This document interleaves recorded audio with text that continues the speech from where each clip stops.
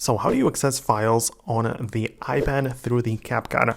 Let's talk about it. There are like two approaches which you should know about. If you're new here on this channel, subscribe so you do not miss videos like this one. Okay, so first of all, your iPad, you should go to the settings, tap on the apps at the bottom from the selection and go to the Capcut right away. And the thing that we are interested in is the photos access. You should most definitely set it to the full access as it makes the most sense, right? So you will just be able to open up your Capcut and import the clips and videos like this and start editing the photos there.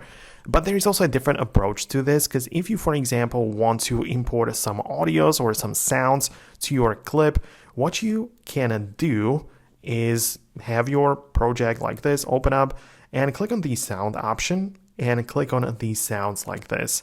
Then go to the folder, tap on the folder again, and that's like the devices folder. And if you tap on a select from device, it will open up the files application.